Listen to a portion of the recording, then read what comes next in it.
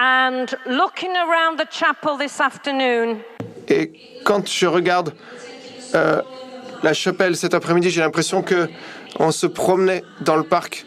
C'est le dernier après-midi et je sais que notre énergie n'est pas au top. Mais nous avons besoin de déclarer que Jésus est le roi des rois. Je vais vous demander de vous lever. Et je veux que tout le monde se lève et chante que Jésus est Seigneur. Amen. Amen. Alléluia. Gloire à Dieu. Allons-y.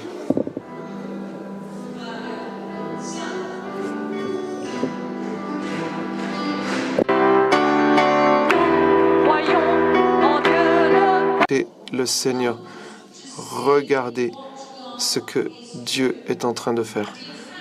Et en fait, cette conférence, au départ, elle ne faisait pas partie de notre programme pour l'ITC. Le Seigneur nous a donné cette conférence à travers sa parole. Et en fait, c'est venu à un moment où on était en train d'enseigner on enseignait ce programme en Indonésie, sur une île en Indonésie, à Surabaya. Et Cyril et moi, du coup, on enseignait dans ce programme. Et pendant cette semaine-là, au fur et à mesure de la semaine, je me sentais pas très bien. Et chaque jour qui passait, j'avais l'impression de me sentir de mal en pis. Et en fait, pour faire court, le Seigneur donne toujours ce que vous avez besoin de recevoir. Et du coup, j'ai réussi à traverser la semaine et la conférence s'est bien passée. Mais le dernier jour, il y a eu une grande mission d'évangélisation pour tous ceux qui voulaient venir pour qu'on puisse faire la fête ensemble. Et moi, j'ai prêché cette soirée-là. Et en Asie, juste pour vous dire, les foules sont vraiment très grandes. Donc il y avait des tas de gens dans un immense hôtel et comme une grande salle de bal. En fait, on était beaucoup trop nombreux et j'avais une fièvre pas possible. Alors que j'étais sur le point de donner cette conférence, mon mari était là et je lui ai dit, s'il te plaît, prie pour moi, je me sens complètement vidé de mes forces. Et on s'est mis, vous savez, on s'est mis à genoux et je n'en pouvais plus tellement la musique était forte. Et la clim était soit trop forte, soit trop faible, trop froid à l'intérieur. Et du coup, on se les gelait littéralement. Et du coup, j'avais mal à la tête, je tremblais de partout. Et à mon avis, voilà, c'est à mon tour de commencer à prêcher. Et vous savez, quand on demande au Seigneur de venir, il vient vraiment. Et j'avais préparé quelque chose pour cette soirée-là, d'où vous allez en entendre une partie cet après-midi. Mais alors que j'allais commencer à lire la parole de Dieu, et à ce moment-là, là où la parole de Dieu vient, la puissance vient en même temps. Peu importe comment vous vous sentez, comment les choses ont été préparées, la manière dont la salle est disposée, la puissance de Dieu se révèle dans sa parole. Et j'étais tellement faible, je savais plus quoi faire, je savais plus ce que j'étais en train de faire, j'essayais juste de me tenir debout et de lire la parole de Dieu. Et au moment où j'étais en train d'annoncer la parole de Dieu, Cyril John, qui était là avec sa femme au premier rang, je les voyais vaguement dans la foule et la semi-obscurité. Et Cyril, tout d'un coup, s'est jeté en avant et était tellement... Et lui, il était tout heureux, tout excité. Et à la fin de la soirée, il a dit « On a trouvé un nouveau sujet pour notre conférence sur l'intercession. Pour notre séminaire. » Je comprenais pas vraiment ce qu'il voulait dire. J'avais juste envie de me coucher tellement j'étais épuisé. Mais j'étais juste super contente de comprendre ce que le Seigneur venait de nous donner. Alors voilà, j'espère que vous aussi vous êtes super contents cet après-midi. Parce que, voilà, moi je le suis.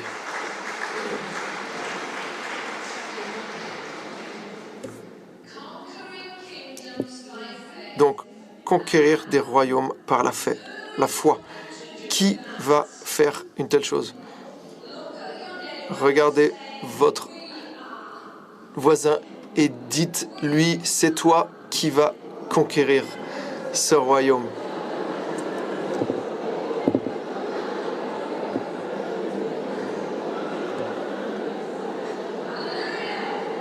Alléluia.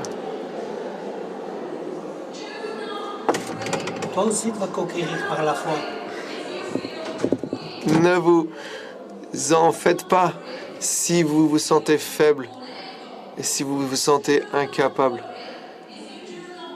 Vous en faites pas si vous ne savez pas ce qui va se passer. Vous savez quoi? Le Seigneur, c'est lui qui va le faire à travers vous.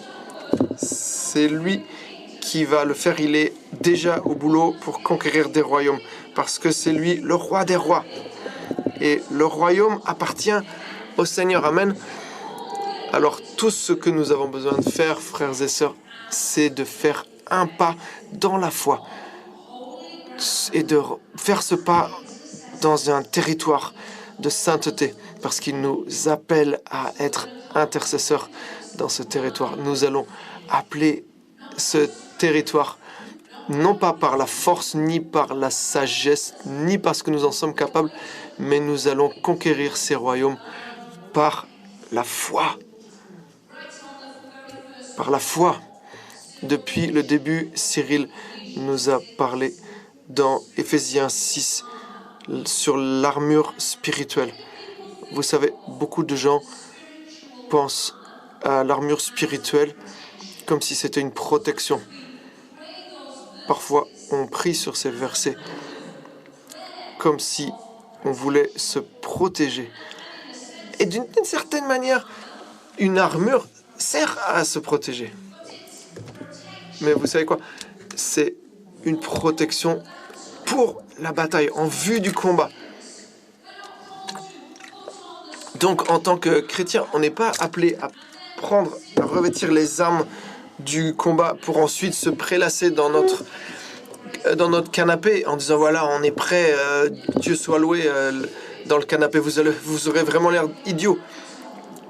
Si vous êtes là dans votre canapé ou dans votre fauteuil avec votre armure, vous aurez vraiment l'air idiot. Et ce ne sera pas du tout confortable avec cette épée. Ça se fait pas, imaginez. Donc, nous revêtons les armes spirituelles pour nous préparer au combat. Juste pas uniquement pour nous défendre. Et quelle est cette bataille dans laquelle nous sommes engagés? Eh bien, Dieu est à l'œuvre. Le royaume de Dieu est en train d'avancer, de se mouvoir. Et ce que nous sommes appelés à faire, c'est de voir ce que Dieu est en train de faire et de nous préparer à être son armée qui va aider le royaume de Dieu à avancer.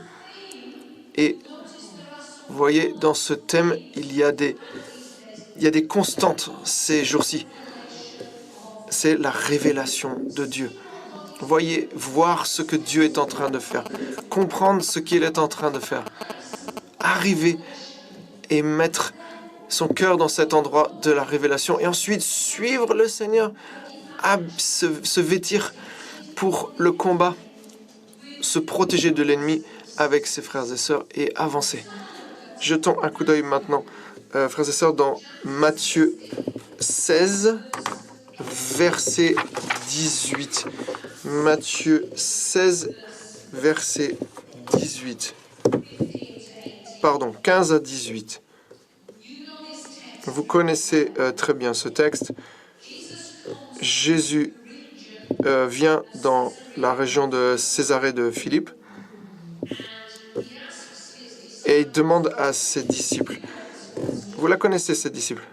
Cette question. Qui dites-vous que je suis? Et finalement, Pierre dit et il dit à Jésus, tu es le Christ. C'est Matthieu 16, verset 17. Tu es le Christ. Et Jésus répond en lui disant, Simon, fils de Jonas, heureux es-tu, car ce n'est pas une pensée humaine qui t'a révélé cela, mais c'est mon Père céleste. Donc, Pierre reçoit une révélation du Père sur l'identité du Christ. Il est guidé par la révélation. Et quand Jésus dit et demande « Qui dites-vous que je suis ?», Pierre, à ce moment-là, est capable de faire cette déclaration de foi. « Tu es le Christ ». Il déclare la vérité. Et parce qu'il a reçu cette révélation du Père, à cet endroit, à Césarée de Philippe, je n'ai pas vraiment le temps de donner trop de détails ici, mais sachez que c'est un endroit que l'on appelait la porte des enfers. C'était un endroit où des idoles étaient adorées. Donc vous voyez, il y a un endroit qui s'appelle la porte des enfers, et à cet endroit, il y avait des gens qui se prosternaient devant des idoles. Et Jésus dit en cet endroit, « Qui dites-vous que je suis ?» Et Pierre, qui se meut dans cette révélation du Saint-Esprit, dit, « Tu es le Christ. » Et Jésus lui dit, « Tu es Pierre, et sur cette pierre, je bâtirai mon église. » Cette pierre est cette pierre.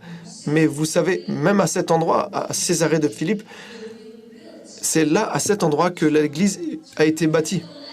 Vous voyez que, à travers cette révélation, des royaumes sont transformés. Ce que l'on appelait la porte des enfers est devenu la porte de l'église. Là où l'église est bâtie. Le royaume de Dieu avance. Vous voyez, à travers cette révélation du Seigneur, nous pouvons transformer des endroits. À travers les révélations du Seigneur, les vies sont transformées. À travers la manière dont le Seigneur donne sa révélation, des situations tout entières sont transformées. Le royaume de Dieu avance. Amen. Et le Seigneur nous dit, je vous en prie, avancez. Avancez par la foi. Retournons un instant à Éphésiens 6, si vous voulez bien. Le bouclier de la foi. Éphésiens 6, 16. Dieu nous dit que le bouclier de la foi, son but, c'est de repousser les flèches embrasées de l'ennemi, du malin. Réfléchissez à ça une seconde. Pourquoi est-ce que ça s'appelle le bouclier de la foi? La foi repousse les flèches brûlantes de l'ennemi, parce que la foi est la vérité. Et l'ennemi, le malin, l'ennemi est le père du mensonge. Donc quand les mensonges de l'ennemi frappent et se dirigent vers vous à travers le ciel, en fait, la vérité, la foi arrête ces mensonges et protège et défend le royaume. Donc quand nous tenons ferme dans la foi avec ce bouclier, nous protégeons les choses, nous protégeons l'environnement. L'ennemi attaque, mais nous avançons. Je ne sais pas si vous connaissez beaucoup de choses sur le champ de bataille des Romains, sur les configurations des Romains sur le champ de bataille. Peut-être il y a quelques experts ici, mais ne croyez pas que le bouclier de la foi, c'était juste un petit truc comme ça qui nous servait à cacher son visage et derrière lequel on s'abrite. Le bouclier de la foi fait toute la taille de la personne. Toute votre taille. Il est immense. C'est pas juste un tout petit truc, il faut le porter, et c'est difficile à porter. Le bouclier de la foi, je le mets devant moi je disparais complètement derrière parce qu'il couvre toute ma hauteur. La moitié de ce bouclier protège également la personne qui est près de moi. Donc on doit avancer en rang serré. Et quand on avance en rang serré, l'armée avance. L'armée tout entière avance. C'est un autre principe dont je vais vous parler et dans lequel nous avons beaucoup parlé dans cette chapelle, le besoin d'être ensemble dans l'unité. Vous voyez, si je me tiens ici, derrière mon bouclier, tiens, viens Cyril, on va montrer à quoi ça ressemble. Donc, j'ai mon bouclier devant moi, et ce bouclier couvre la moitié de Cyril, et lui aussi, il a son bouclier. Voilà, tiens ton bouclier, Cyril, et lui, il couvre aussi la moitié de la personne qui est à sa gauche. Donc, on doit être unis, parce que si on n'est pas dans l'unité, du coup, qu'est-ce qui va se passer? Il y aura des failles. Donc le Seigneur, merci Cyril, le Seigneur nous appelle ensemble à avancer d'un même pas avec le bouclier de la foi. C'est pas juste une histoire personnelle. Nous nous protégeons l'un l'autre, mais l'armée avance dans la foi. Si nous tenons ensemble, alors nous avançons ensemble. C'est pourquoi, c'est ce que nous dit Saint Paul dans sa lettre aux Éphésiens. Le bouclier de la foi est la vérité qui expose les mensonges de l'ennemi. Tous ces traits enflammés. Mais c'est beaucoup plus qu'une arme simplement défensive. Elle nous permet d'avancer en tant que corps de Christ. Et quand le peuple de Dieu avance ensemble dans l'unité, comme un seul corps, à ce moment-là, le royaume de Dieu avance. C'est ce dont nous parlons aujourd'hui. C'est le sujet de notre conférence. Quand le royaume de Dieu avance, des royaumes sont conquis parce que on prend un territoire à l'ennemi. Vous savez, ce qui se passe quand on avance dans les lignes ennemies, petit à petit, on récupère son territoire. Et c'est ce à quoi nous sommes appelés quand on est poussé par la foi à tenir le bouclier de la foi. Et voyez ce qui est important dans cette unité.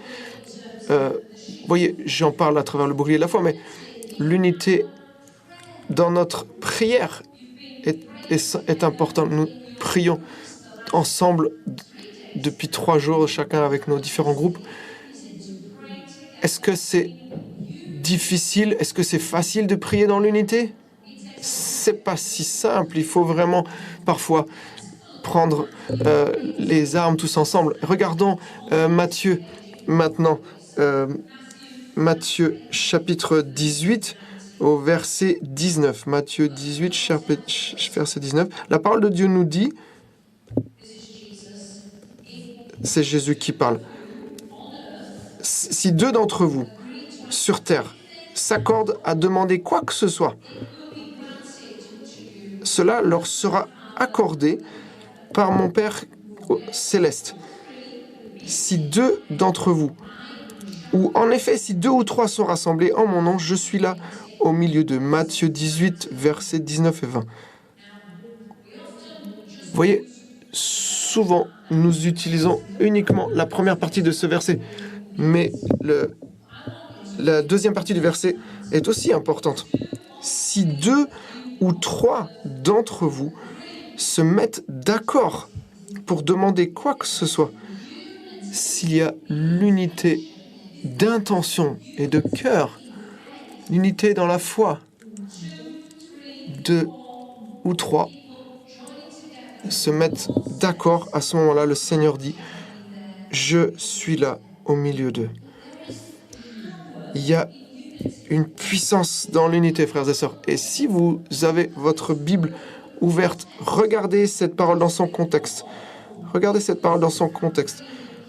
Juste auparavant, il y a une parole sur la correction fraternelle. Car ce que Matthieu est en train de nous dire, c'est que nous devons pouvoir être en mesure de résoudre des conflits qui peuvent arriver. Et il peut y avoir des tensions dans les relations. Car lorsqu'il y a l'unité, la puissance de Dieu est manifestée. Et le texte, juste après cette parole sur l'unité, est un texte sur le pardon.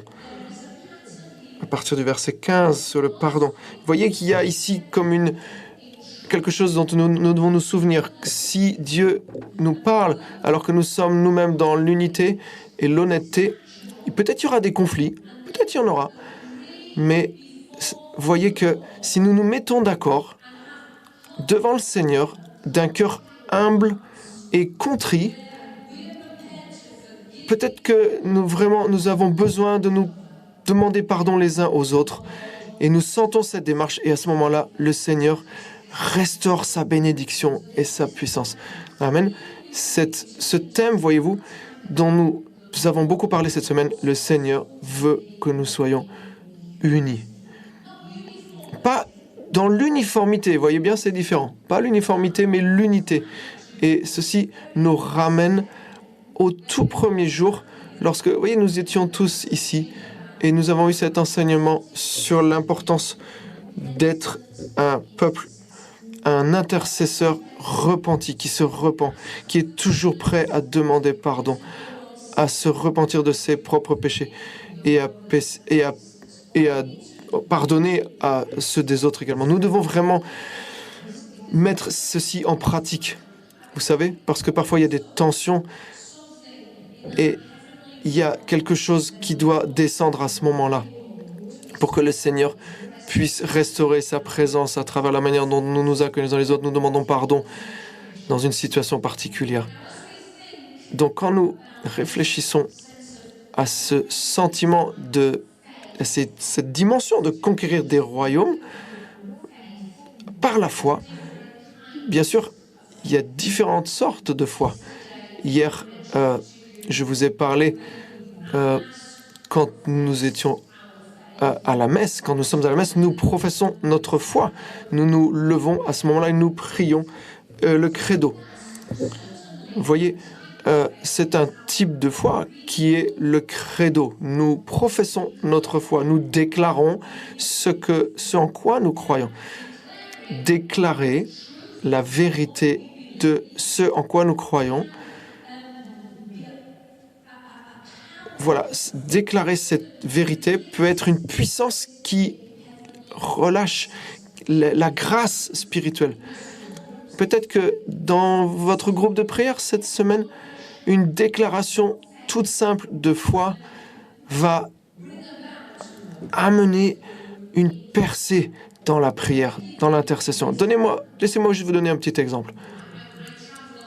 Vous voyez, je voyage beaucoup, je me promène dans pas mal d'endroits où il y a des belles ou des moins belles choses qui se passent. Et au début de l'année, j'étais dans l'archidiocèse de Washington, aux États-Unis. Vous voyez, au moment où il y avait tous les scandales qui ont touché l'Église, vous voyez de quoi je parle, à Washington. Et vous voyez, quand quelque chose comme ça se passe, il y a toujours des gens, des médias qui veulent vous poser des questions, qui veulent vous interviewer, qui essayent de récupérer des informations de toute manière possible. Et je passais mon temps, bien sûr, à essayer d'éviter les reporters, mais ça, c'est une autre histoire. Mais au milieu de cette difficulté, une personne m'a dit, mais ça doit être vraiment difficile de croire dans d'une église humaine. Ça doit être dur de croire en une église humaine quand on voit tous ces problèmes. En fait, vous voyez, au moment où cette personne me disait ça, je me disais, l'église n'est pas humaine. Hein? Elle est pleine d'êtres humains, elle est pleine d'hommes et de femmes. Nous tous qui sommes ici, nous sommes pécheurs, mais l'église n'est pas humaine. L'église, c'est l'idée de Dieu. C'est Dieu qui nous l'a donné. Et Dieu a dit, tu es pierre, et sur cette pierre, je bâtirai mon église. Donc c'est Dieu qui nous l'a donné. Mais vous voyez, au moment où j'entendais cette question, on entendait toutes ces mauvaises nouvelles. Et c'est facile vraiment de commencer à déprimer.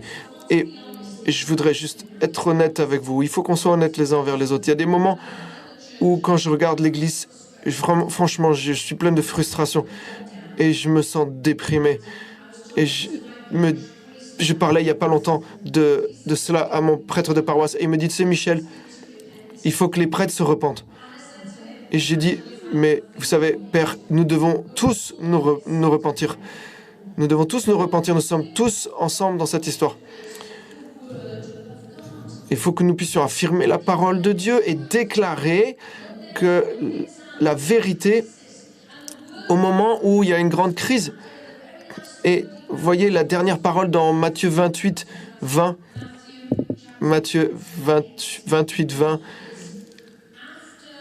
Le dernier verset de l'évangile de Matthieu, après que Jésus ait envoyé en mission ses disciples, voilà ce qu'il dit. Sachez que je serai avec vous tous les jours jusqu'à la fin du monde. Amen. Peu importe si c'est difficile, le Seigneur a promis qu'il serait avec nous jusqu'à la fin des temps. Et quand nous déclarons, quand nous marchons sur la parole de Dieu, le royaume de Dieu alors est plus établi, il est établi plus fermement. Vous voyez, le royaume de Dieu n'est pas encore complètement consumé. C'est une réalité, ce royaume de Dieu, mais il n'est pas encore complètement visible et accompli. Nous devons donc vraiment marcher sur la parole de Dieu et dire avec foi, le Seigneur est avec nous. Donc maintenant, je vais marcher sur cette parole parce que il est dit, Jésus nous a dit qu'il ne nous abandonnerait jamais, il n'abandonnerait jamais son Église. Et je veux maintenant reprendre ce que disait Cyril ce matin, quand il disait, je crois que le Seigneur est en train de préparer son épouse. Voilà, c'est notre espoir, n'est-ce pas? Le Seigneur est en train de préparer sa bien-aimée, celle qui veut épouser. Nous passons par des moments difficiles.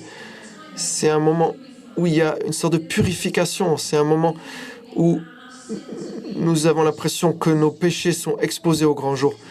Mais tout ça, c'est parce que le Seigneur est en train de préparer sa bien-aimée, son épouse, parce que le royaume de Dieu avance. Et nous devons marcher sur la parole de Dieu et déclarer que voilà la foi dans laquelle nous croyons, voilà la vérité dans laquelle je me tiens. Je me tiens dans cette vérité. Et elle m'apporte la puissance et la force dans les situations et dans la tourmente. Une autre type de foi, c'est la providence. La foi providentielle. Qu'est-ce que ça veut dire? Regardez. Nous sommes en prière et nous croyons que Dieu fournit, que Dieu pourvoit. Il pourvoit à ce dont nous avons besoin. Et croyant fermement que Dieu pourvoit, quand je me tiens dans cette foi-là, à ce moment-là, je reçois des bénédictions. Nous avons entendu parler du livre d'Élie au début de cette semaine. Dans 1 Roi, chapitre 17, nous lisons cette parole bien souvent, que Élie a prophétisé que vase de farine ne s'épuisera pas et jarre d'huile ne s'épuisera pas jusqu'à ce que le Seigneur envoie la pluie. 1 Roi 17. Voilà la foi en action. La providence est de croire que Dieu va pourvoir. Et je vous ai partagé hier cette prière que certains de ces étudiants ont fait.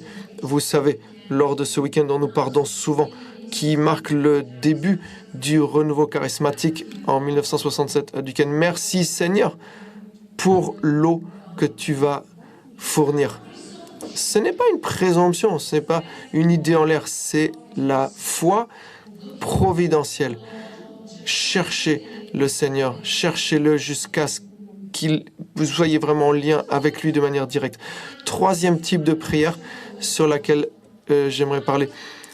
Vous voyez dans la liste des charismes, dans 1 Corinthiens 12, Denise nous a fait cet enseignement hier sur les charismes. Et nous avons étudié ces 9 dons charismatiques, en 3 groupes, la puissance, la parole et les actes. Entendre, agir et la puissance du Saint-Esprit. L'un de ces charismes, c'est le charisme de la foi. C'est un don, c'est un charisme particulier qui est donné à un moment particulier pour un but particulier. Vous souvenez-vous que ces charismes ne sont pas des dispositions permanentes. Donc nous devons demander, nous devons implorer le charisme de la foi. Seigneur, donne-nous la foi dont nous avons besoin pour croire que tu peux déplacer des montagnes. Nous devons attendre, nous devons nous tenir dans l'attente. Un autre mot pour le charisme de la foi, c'est la foi qui s'attend à quelque chose. Quand nous sommes face à une situation, nous devons dire, Seigneur, fais grandir ma foi. Fais-moi grandir, donne-moi cette foi que tu veux que je grandisse de manière surnaturelle. Et lorsqu'il y a un besoin, le Seigneur fournit, il pourvoit. Je voudrais vraiment que vous entendiez cette parole, qu'elle descende au fond de votre cœur, parce que parfois dans le renouveau charismatique, nous avons abdiqué. Parfois, des gens sont très très malades et on a besoin, et ils ont besoin qu'on prie pour leur guérison.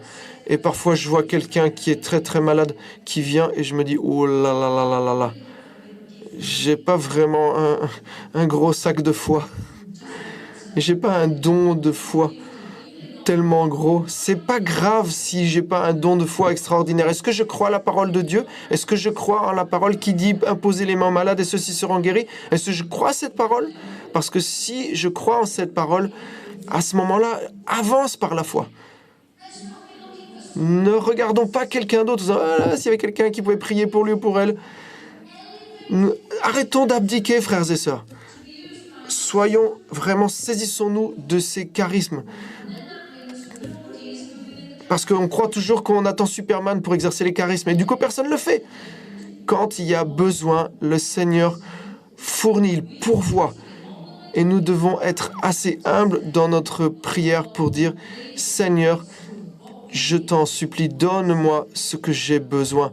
Donne-moi le charisme de foi que j'ai besoin de recevoir. » On a besoin de gens qui prient pour nous. Quand je vais en mission dans plein d'endroits, j'ai toujours une équipe de gens dans ma communauté qui prient pour moi, qui intercèdent, qui jeûnent. Alors quand je suis devant une situation, quelque chose qui m'a l'air complètement affolant, à ce moment-là, je marche sur la vérité, je marche dans la parole de Dieu. Et je sais que là où il y a un besoin, le Seigneur pourvoit. Et je peux dire au Seigneur, Seigneur, fais grandir ma foi. J'ai juste besoin d'une graine de moutarde pour que tu déplaces cette montagne, Seigneur. Une graine de moutarde.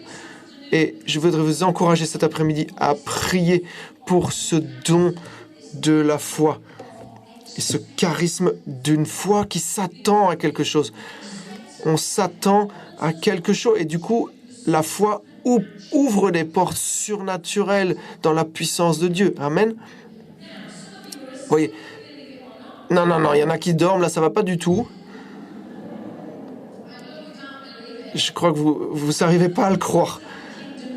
Donc, il va falloir qu'on chante une chanson pour conquérir le royaume de Dieu. Donc, je vous invite à vous lever.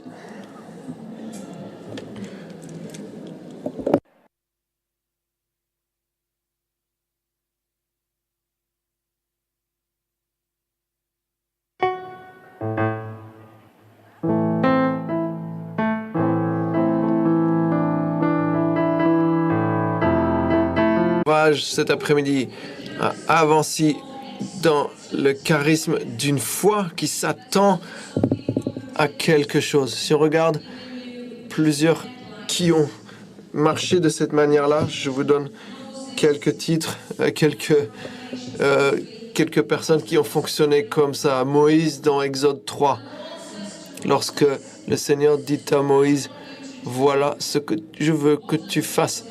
Qu'est-ce que dit Moïse? Seigneur, qui suis-je? Qui suis-je?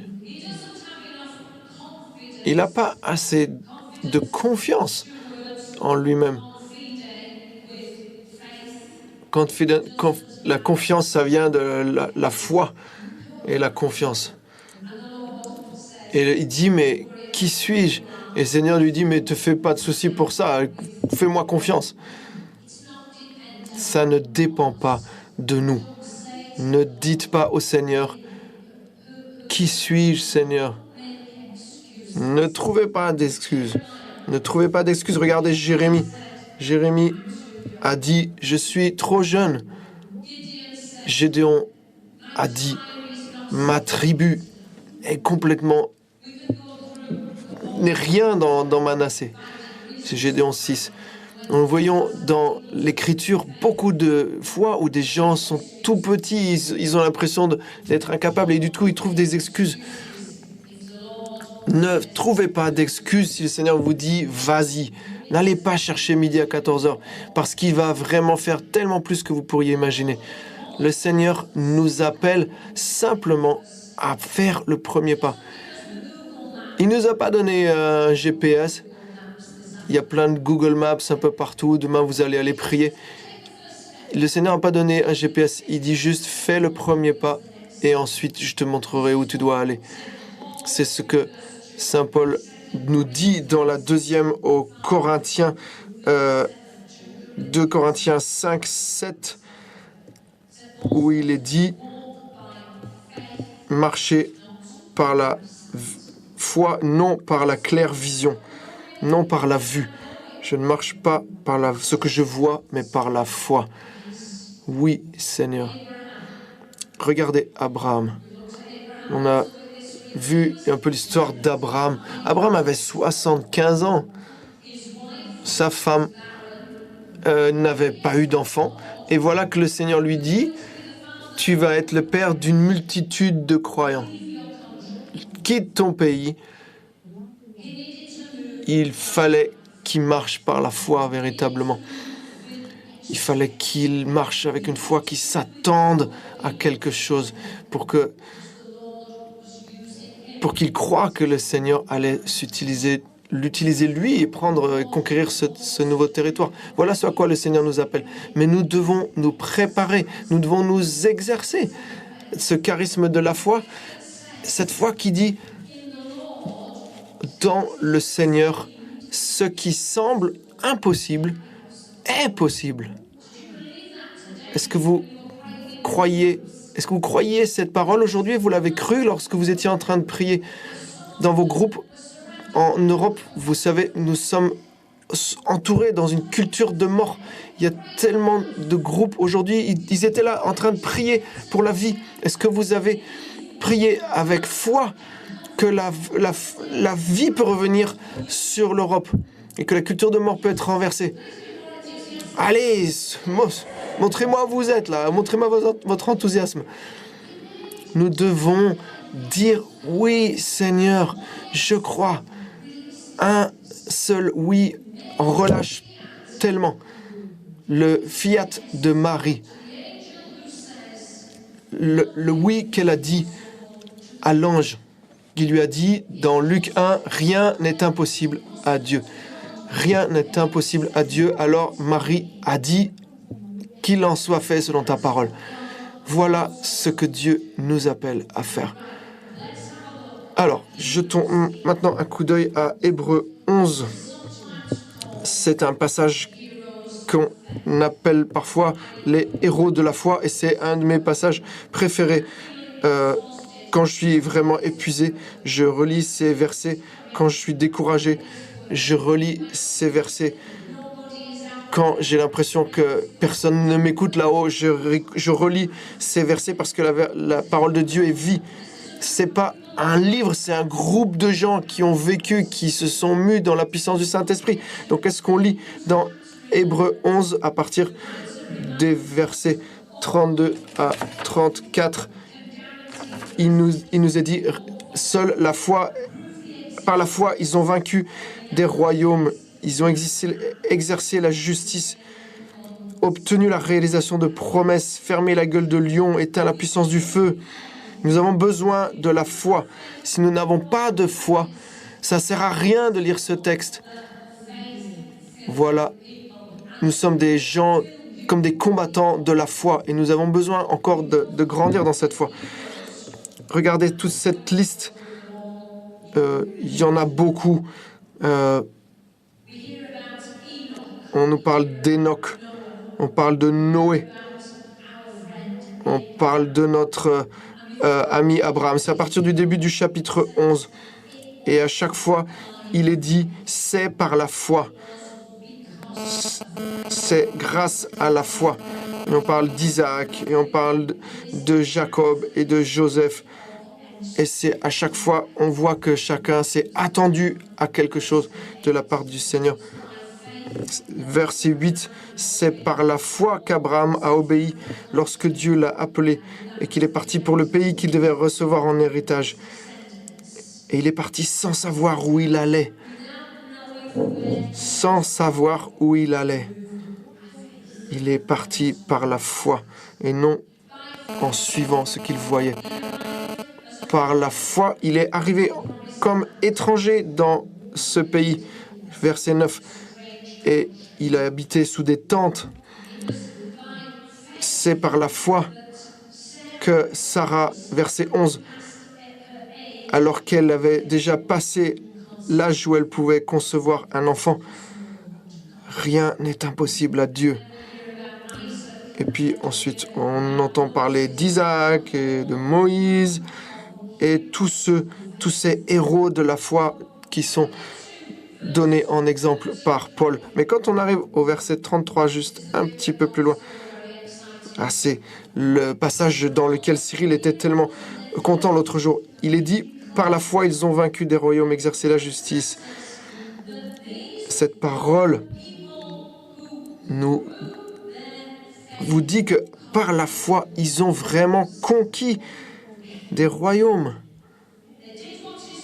Ils ont fait le bien.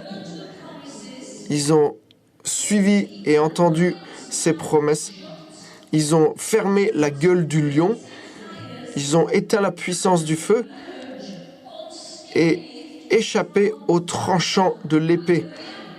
Amen. Et ensuite, la parole nous dit, ces gens-là étaient des gens faibles, qui ont reçu la puissance d'être forts face à l'ennemi. Quelle parole puissante! Ce sont des héros de la foi. Ils ont conquis des royaumes. Ils ont fermé la gueule du lion. Est-ce que vous imaginez? En prière, vous pouvez rendre muet n'importe quel ennemi qui voudrait crier. Vous pouvez faire taire l'ennemi par votre prière. Et qui étaient ces gens? Qui étaient ces gens? C'étaient des gens faibles. Ne vous en faites pas.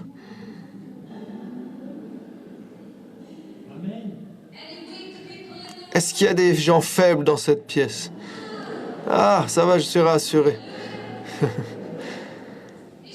voyez, j'ai prêché cette parole ce soir-là en Indonésie, alors que j'arrivais à peine à me tenir debout. Et la puissance de la parole s'est libérée. Nous sommes des êtres faibles, mais nous recevons une force, pas juste pour que tout aille bien, on se dit « Ah là, c'est bien, là, je me sens bien ». Mais ça, c'est vraiment nul. C'est pas juste pour se sentir bien, c'est pour changer le monde, frères et sœurs. Parce que c'est la destinée que Dieu a pour nous.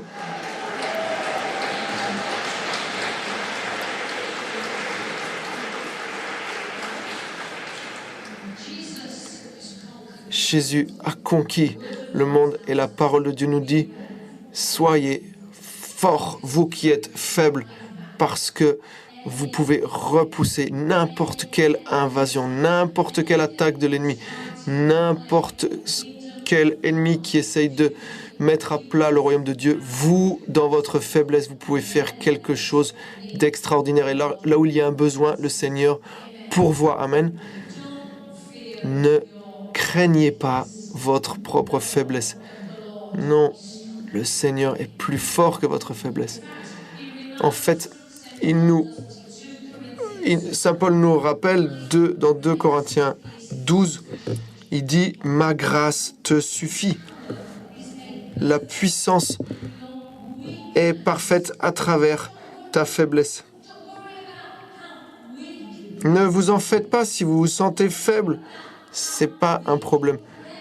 Peut-être vous avez l'impression que votre prière est toute faible et insignifiante, mais croyez simplement que dans votre faiblesse, le Seigneur peut être fort et puissant et agir parce que sa grâce suffit. Sa grâce te suffit. Alors, comment est-ce que nous allons conquérir ces royaumes dans notre faiblesse? Et aussi par la foi. Ok?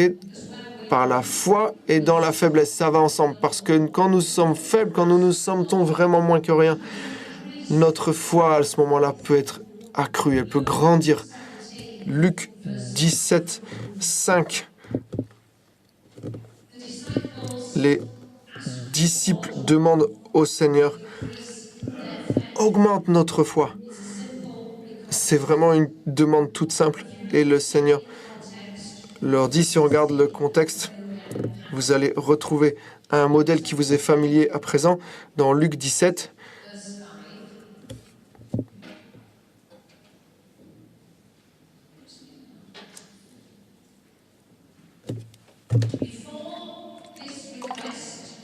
Avant cette demande, quelle surprise, qu'est-ce que nous voyons? Encore un enseignement sur la correction fraternelle. Vous voyez, reconnaissons ce modèle. Enseignement sur la correction fraternelle et ensuite la foi qui croit. Ce que dit le Seigneur, c'est régler vos problèmes entre vous, qu'il y ait vraiment l'unité dans le corps de Christ. Et ensuite, les disciples lui disent, Seigneur, augmente notre foi. Et vous voyez, les apôtres sont là ensemble.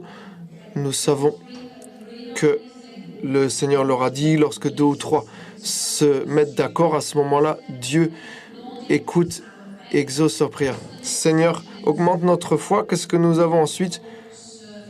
Le service dans l'humilité. Le Seigneur n'augmente pas notre foi juste pour qu'on devienne comme Superman et Superwoman. C'est pas ça. Il veut augmenter notre foi pour que, d'une certaine manière, nous nous sentions encore plus faibles, parce que quand nous sommes faibles, le Seigneur, lui, est fort. Donc, regardez, à chaque fois que le Seigneur est à l'œuvre, il doit y avoir cette humilité, le service dans l'humilité. Quand le Seigneur est à l'œuvre, regardez au pied de la croix. Marie et Jean n'essayent pas d'être des super-héros. Ils sont juste au pied de la croix parce que la puissance vient de la croix du Christ et de son sacrifice. Car de là vient la puissance qui a été donnée pour le salut. Amen. Et voilà la grâce salvatrice qui permet de conquérir tout royaume. Demandons au Seigneur une nouvelle audace. Dans Acte 4, nous lisons qu'il y a un temps d'épreuve et de persécution. Et ils disent, Seigneur, envoie ton Saint-Esprit pour que nous puissions voir des miracles au milieu de nous. Même dans les difficultés, ils prient encore pour que la puissance du Seigneur soit révélée encore plus. Et à ce moment-là, Vous vous souvenez de ces versets, acte 4, versets 28 à 31.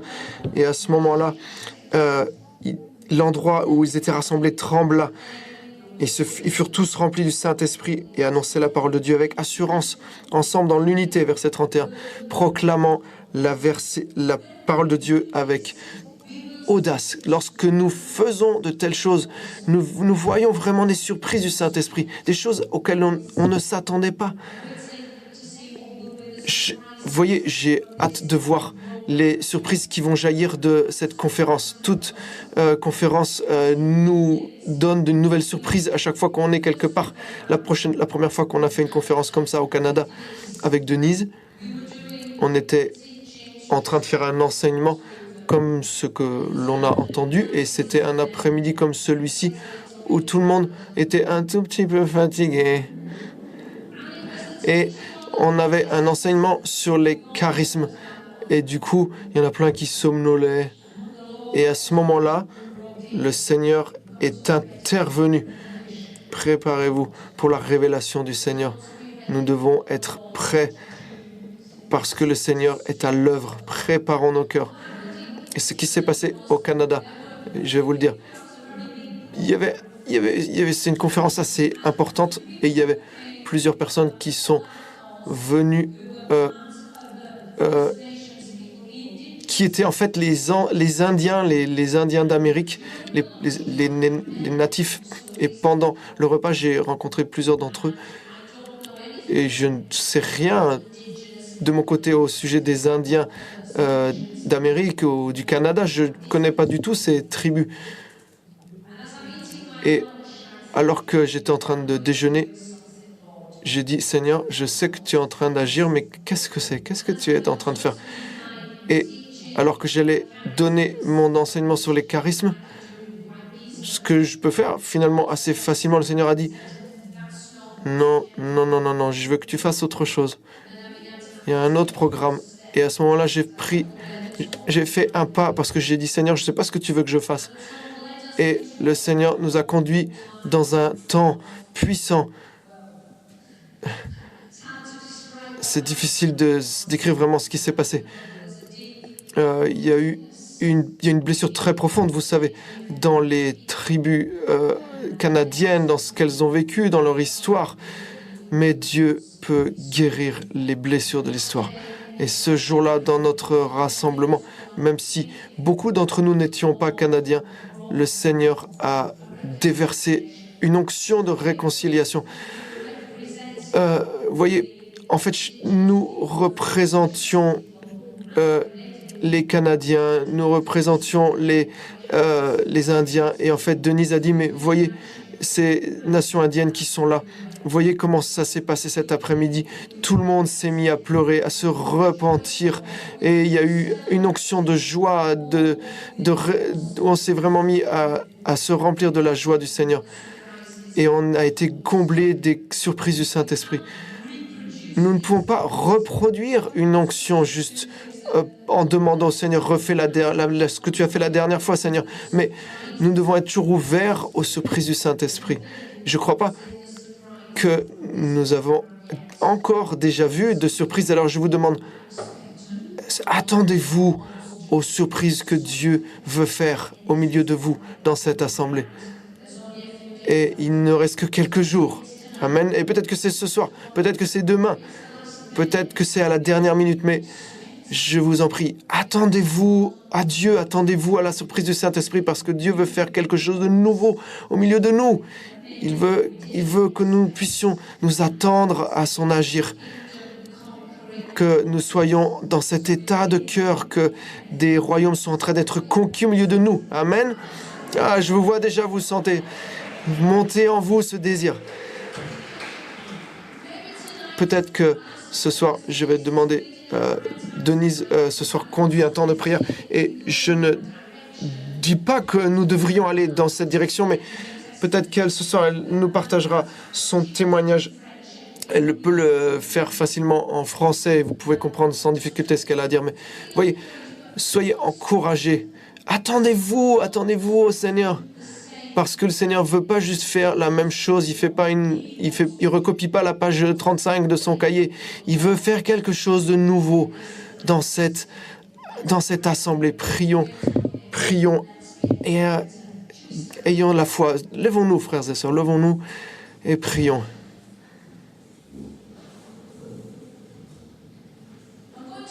Et je vais demander simplement à ce que vous puissiez prier avec moi dans le Saint-Esprit.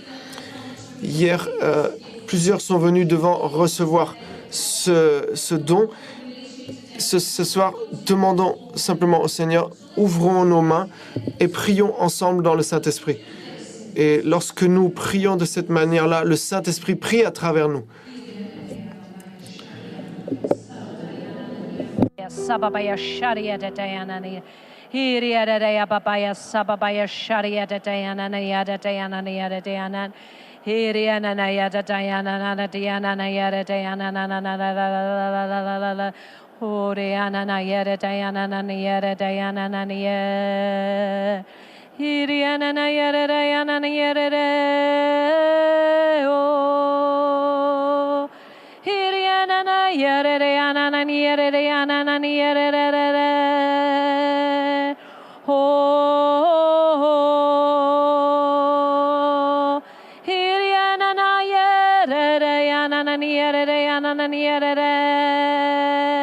Hallelujah, hallelujah, hallelujah, hallelujah, hallelujah.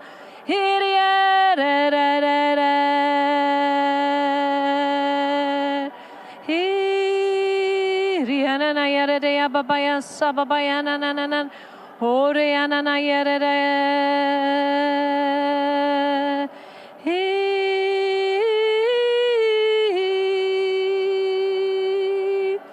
Horiana yere de yana yere de yana yere de ya.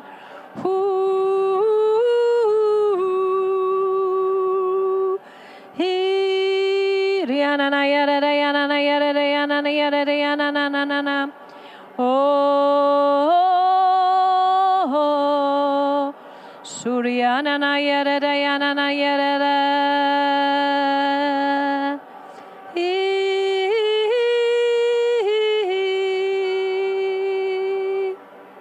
Thank you, Jesus. Merci Seigneur Jésus. Merci Seigneur Jésus. Merci Jésus.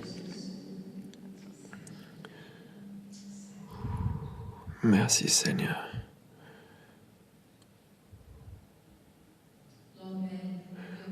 Seigneur, que ton royaume vienne